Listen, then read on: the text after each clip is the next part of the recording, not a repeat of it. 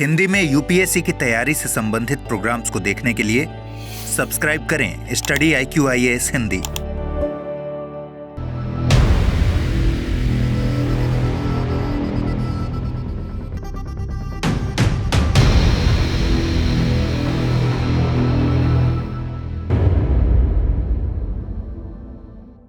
आप सभी का पुनः स्वागत है स्टडी IQ IAS के हिंदी ऑनलाइन प्लेटफॉर्म पर। मेरा नाम है अभिषेक कुमार और ज्योग्राफी प्री PYQ सीरीज में भी आपका पुनः स्वागत है। याद रखिएगा कि ये सीरीज आपके लिए बहुत ही ज़्यादा इंपॉर्टेंट है। यदि अभी तक आपने इसको शेयर नहीं किया है तो आवश्यक रूप से इसको शेयर अवश्य कर दें। और साथ ही यदि इसकी PDF आपको डाउनलोड करनी हो तो आप मेरे टेलीग्राम हैंडल से ज्वाइन हो सकते हैं। ये है मेरे टेलीग्राम हैंडल का QR कोड और नाम है इसका अभिषेक कुमार ज्योग्राफी। साथ ही साथ ये है मेरे सोशल मीडिया अकाउंट्स जहाँ पर मैं आगामी अपडेट आपको देता रहता हूँ, तो आप इससे भी कनेक्ट हो सकते हैं। चलिए प्रारंभ करते हैं आज का डिस्कशन।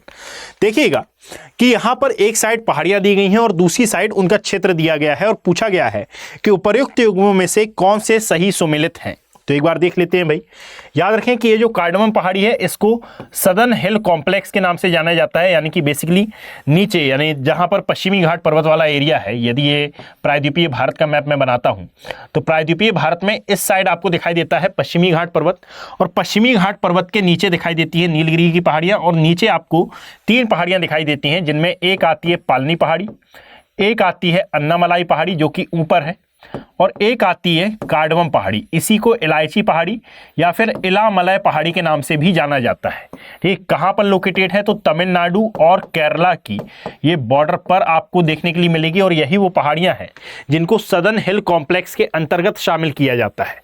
और यहाँ पर बोला गया है कि ये कोरोमंडल तट का भाग है, ये तमिलनाडु में आता है बेसिकली, परंतु ये तमिलनाडु का तटीय क्षेत्र है, और दैट इज वाई आप ये स्टेटमेंट रॉन्ग करेंगे क्योंकि ये तमिलनाडु का तटीय क्षेत्र है। और मैंने अभी बताया कि जो कार्डमम पहाड़ियां हैं ये पश्चिमी घाट पर्वत के अंतर्गत गिनी जाती हैं। ठीक है, तो पहला रॉन्ग हो जाएगा। कैमूर पहाड़ियां कोंकण तट पर स्थित हैं। आपको मैं बता दूं कि भाई ये कोंकण तट एक्चुअली महाराष्ट्र में लोकेटेड है, और कैमूर पहाड़ियां ये विंध्याचल पर्वत का भाग हैं। विंध्याचल पर्वत वही जिसका विस्तार गुजरात मध्य प्रदेश से प्रारंभ होते हुए महाराष्ट्र में बिहार में कैमूर और भांडेर पहाड़ियों के नाम से जाना जाता है। तो ये विंध्याचल पर्वत का भाग है, ना कि कोंकण तट का। महादेव पहाड़ी मध्य भारत में आती है, बिल्कुल सही है, और ये सतपुड़ा पहाड़ी की मध्यवर्ती पहाड़ी है या फिर मध्यवर्ती श्रृंखला है, जिसको महादेव पहाड़ी के रूप में गिना जाता है। सतपुड़ा पहाड़ी यानी कि वही पहाड़ियां जिसका विस्तार महाराष्ट्र, गुजरात, MP और छत्तीसगढ़ में आपको देखने के लिए मिलता है। तो थर्ड स्टेटमेंट हमारा सही है। मिकिर पहाड़ियां ये पूर्वोत्तर राज्य की पहाड़ियां हैं। आपको बता दूं कि बराइल मिकिर रेंगमा ये आसाम राज्य में लोकेटेड है, और गारो खासी जयंतिया ये मेघालय में आती हैं। तो ये भी हमारा सही हो जाएगा, यानी कि इस हिसाब से हम देखें तो 3 और 4 हमारे बिल्कुल सही आंसर है। आगे बढ़ते हैं भाई। निम्नलिखित युग्मों पर विचार करें। एक साइड आर्द्रभूमि क्षेत्र दिए हुए हैं और एक साइड नदियों का संगम दिया हुआ है।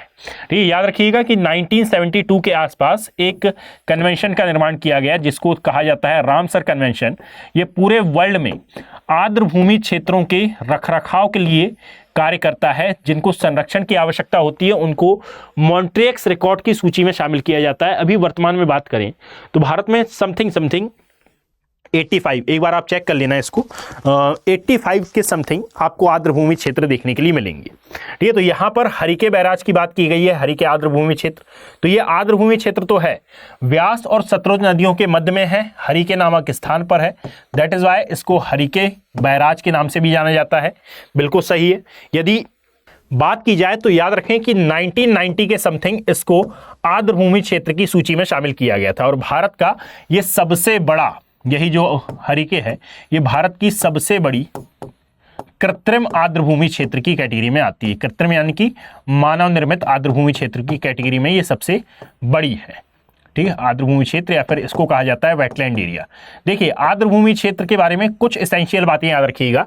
ये दलदलीय भूमि भी हो सकती है, लवणीय जल की भूमि भी हो सकती है, अलवणीय जल भी इसमें हो सकता है, यानी कि तमाम प्रकार के इसके क्राइटेरिया हैं, उन सभी को इसमें शामिल किया जाता है। एक्चुअली वो आर्द्रभूमि क्षेत्र जो कि जैव विविधता के दृष्टिकोण से काफ़ी ज़्यादा महत्वपूर्ण मानी जाती है, राम्स, और साथ ही साथ वो खतरे में भी होती है या फिर उसको संरक्षण की आवश्यकता होती है, बहुत ही ज़्यादा महत्वपूर्ण होती है, तो उसको रामसर कन्वेंशन उठाकर अपनी सूची में शामिल कर लेता है। और यदि उसने अपनी सूची में शामिल कर लिया मतलब कि अब इसके रखरखाव की रिस्पॉन्सिबिलिटी इस रामसर साइट की हो जाती है। ऐसे आर्द्रभूमि क्षेत्र जिसको संरक्षण की आवश्यकता है, इसके लिए ये मॉन्ट्रियक्स रिकॉर्ड जारी करता है। और ये मॉन्ट्रियक्स रिकॉर्ड के अंतर्गत भारत के 2 आर्द्रभूमि क्षेत्र हैं, इसमें एक आता है केवलादेव और एक आता है हमारा लोकटाक झील वाला भाग, ठीक है, केबुल लामजाओ वाला सेक्शन। अब ये जो केवलादेव घाना पक्षी विहार है, नहीं केवलादेव नहीं, हाँ केवलादेव राजस्थान वाला, और साथ में लोकटाक झील जो कि मणिपुर राज्य में स्थित है। अब देखिएगा कि यहाँ पर ये केवलादेव घाना पक्षी विहार, जिसका पुराना नाम भरतपुर पक्षी विहार था, ये आर्द्रभूमि क्षेत्र तो है, परंतु नदियों के संगम की यदि हम बात करें तो ये बनास और चंबल नदियों के मध्य में नहीं है, क्योंकि ये दोनों ही गंगा नदी तंत्र के भाग हैं। यदि केवलादेव की हम बात करें तो ये राजस्थान में लोकेटेड है और ये नदियां इस क्षेत्र से होकर प्रवाहित नहीं होती। वो बात अलग है कि चंबल नदी के जल का प्रयोग राजस्थान भी करता है, परंतु इसकी बात अभी नहीं हो रही है। 2 नदियां यहाँ पर महत्वपूर्ण है, एक है गंभीर, गंभीर एक नदी का नाम है, वह एक नदी आती है बाणगंगा, ये इन 2 नदियों के मध्य में लोकेटेड आपको देखने के लिए मिलेगा। तो ये वाला स्टेटमेंट हमारा गलत हो जाता है। थर्ड को देख लेते हैं। तो कोलेरू झील, ये पहले भी मैंने बताया है कि ये भारत की एक डेल्टाई झील है और विश्व की एकमात्र ऐसी झील है जो कि पहले लैगून झील हुआ करती थी, आज वर्तमान में डेल्टाई है।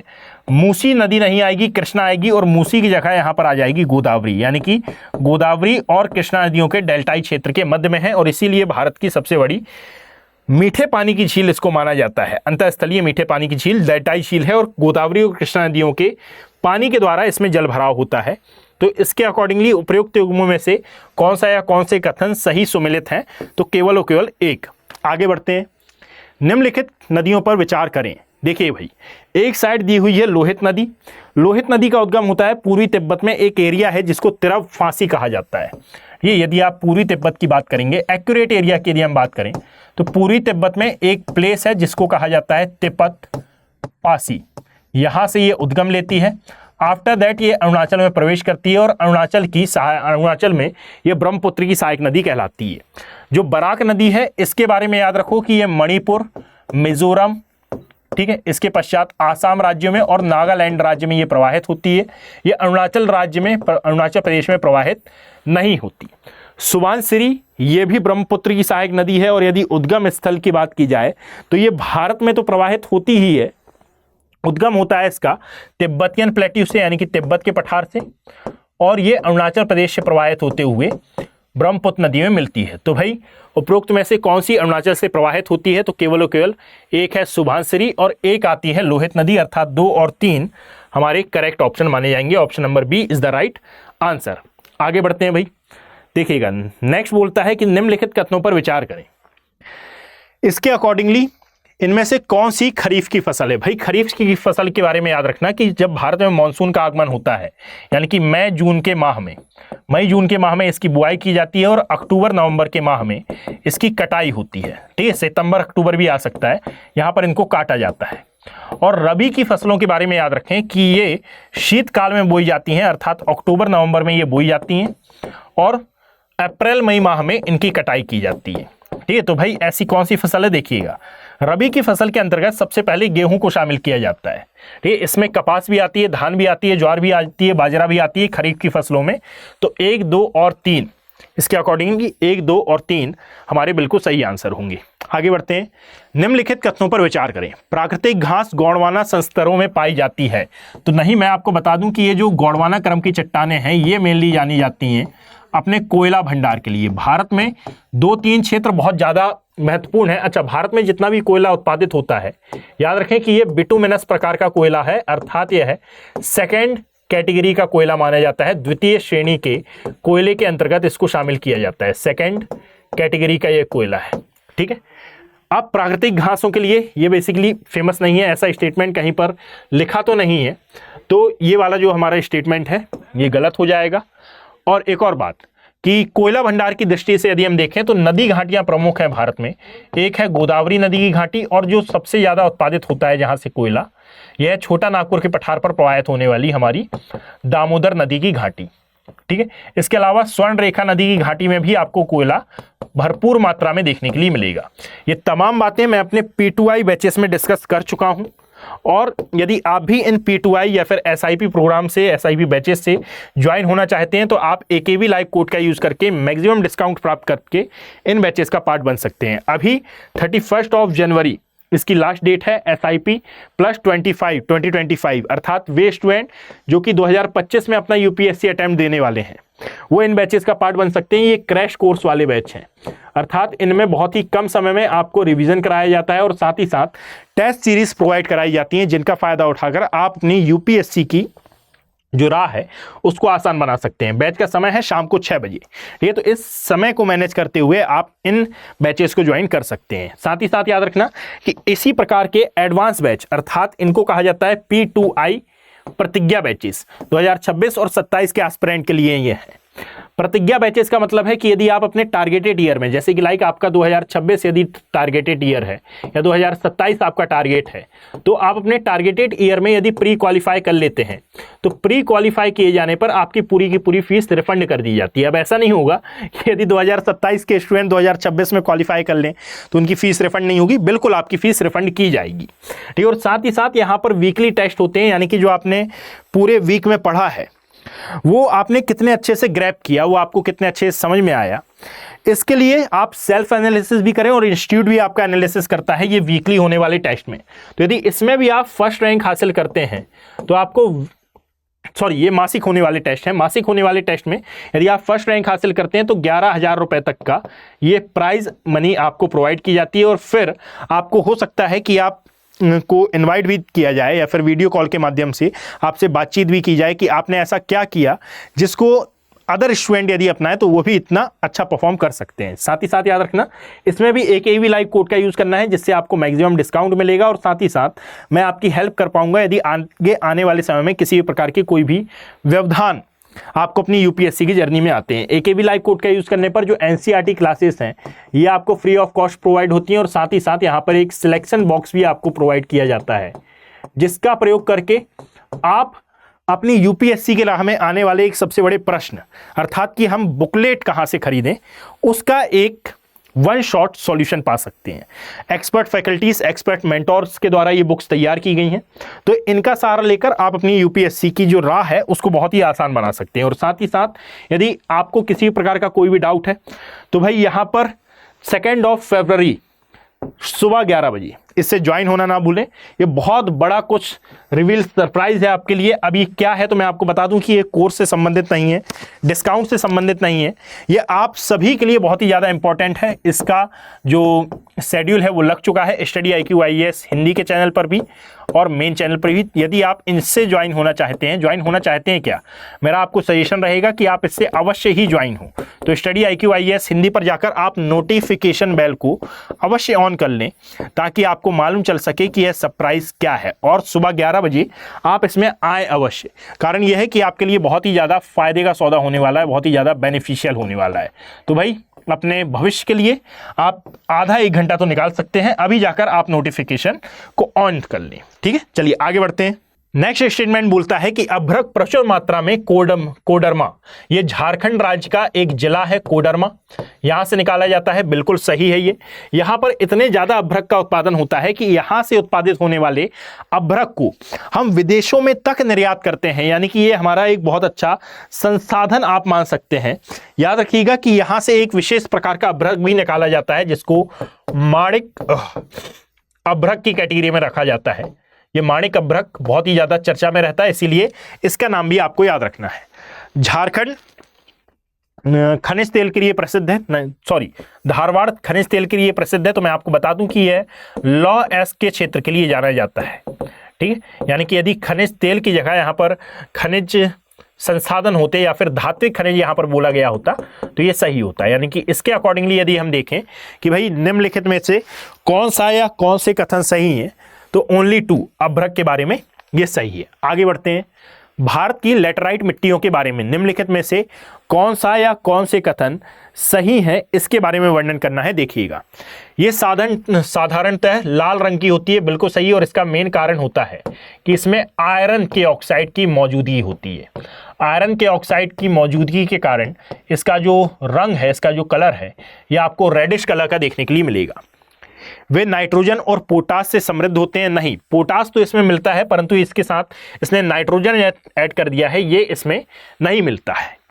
उनका राजस्थान और उत्तर प्रदेश में अच्छा विकास होता है। मैं आपको बता दूं, यदि हम बात कर रहे हैं लैटराइट मृदा की, तो लैटराइट मृदा का निर्माण एक्चुअल में निच्छालन की प्रक्रिया के द्वारा होता है। भारत में ऐसे समतल क्षेत्र जहां पर 200 से 250 सेंटीमीटर के समथिंग वर्षा होती है, वहां पर वास्तविक मृदा का निच्छालन हो जाता है, और वास्तविक मृदा के निच्छालन के कारण इसमें आयन के ऑक्साइड की मात्रा बढ़ जाती है, जिसके कारण लैटराइट मृदा का स्वरूप देखने के लिए मिलेगा। यदि भारत में बात करें तो पश्चिमी घाट पर्वत वाला जो क्षेत्र है वहां पर ये मृदा मौजूद दिखाई देती है। जो भारत में नॉर्थ ईस्ट वाला सेक्शन है, जहां पर आपको वर्षा का परसेंटेज कुछ ज़्यादा ही देखने के लिए मिलेगा, वहां पर इस मृदा का विकास होता है। साथ ही साथ मध्य प्रदेश में भी इसके अलावा ये मृदा पाई जाती है। गुजरात वाले सेक्शन में भी यह मृदा आपको देखने के लिए मिलेगी, भले ही आंशिक तौर पर, परंतु मिलती है। तो राजस्थान में मिलती है मरुस्थलीय मृदा, और उत्तर प्रदेश में मिलती है बेसिकली जलोढ़ मृदा, क्योंकि गंगा घाटी वाला क्षेत्र है, तो 2 और 3 हमारे गलत हो जाएंगी। इन मिट्टियों में टेपियोका और काजू की खेती, इसके अलावा याद रखिएगा कि जो नगदी फसलें होती हैं, नगदी फसल भी नहीं, इसको आप डायरेक्टली याद कर लें भाई, एक तो कॉफ़ी का उत्पादन भी यहाँ पर होता है, चाय का उत्पादन भी इस फसल में किया जाता है, तो ये बिल्कुल सही है। मतलब कि 1 और 4 हमारे बिल्कुल सही ऑप्शन माने जाएंगे। Option number C is the right answer. जब आप हिमालय की यात्रा करेंगे तो आप निम्नलिखित को देखेंगे। सबसे पहले गहरे खड्ड, खड्ड का मतलब है भाई यहां पर आप देखिएगा कि जब आप सिंधु नदी को पढ़ते हैं तो वहां पर गिलगित के पास आप एक गॉर्ज को पढ़ते हैं जिसका नाम है सिंधु गॉर्ज। जब आप सतलुज नदी की बात करते हैं तो यहां पर आप पढ़ते हैं एक गॉर्ज है हिमाचल प्रदेश में जिसको नाम दिया जाता है शिपकिला गॉर्ज। और ठीक इसी प्रकार से जब आप ब्रह्मपुत्र का अध्ययन करते हैं तो यहाँ पर एक गॉर्ज के बारे में आप पढ़ते हैं जिसको नाम दिया जाता है ब्रह्मपुत्र गॉर्ज। ये भारत के 3 प्रमुख गॉर्ज हैं, अर्थात ये आई आकार की घाटियां हैं। याद रखें कि इसके अलावा और भी कई गॉर्ज हैं हिमालयी क्षेत्रों में। मतलब कि गहरे खड्ड बिल्कुल मिलते हैं, यू घुमाव वाले नदी मार्ग बिल्कुल मिलते हैं। कारण इसका ये है कि भाई यहाँ का जो ढाल है ये बहुत ही ज़्यादा तीव्र होता है, जिसके कारण यहाँ पर आपको यू घुमाव वाले नदी मार्ग दिखाई देते हैं। और इसका सबसे अच्छा एग्जाम्पल है ब्रह्मपुत्र नदी की घाटी, जो कि नामचा बारवा दर्रे के समीप से यू आकार की घाटी का निर्माण करते हुए भारत में प्रवेश करती है। और यहीं पर ये ब्रह्मपुत्र के गॉर्ज का, या फिर इसी को दूसरा नाम दिया जाता है देहंग गॉर्ज का भी ये निर्माण करती है। आगे आते हैं, समानांतर पर्वत श्रेणियां बिल्कुल यहां पर दिखाई देती हैं, जैसे कि लाइक हमारा जो वृहद हिमालय है, वृहद हिमालय हुआ, लघु हिमालय हुआ, या फिर इसी को मध्य हिमालय की कैटेगरी में डाला जाता है। और हमारी शिवालिक रेंज हुई या फिर शिवालिक श्रेणी हुई, ये सभी समानांतर पर्वत श्रेणियों का उदाहरण है। ठीक है, ये इसका है भाई, कंफ्यूज नहीं होना।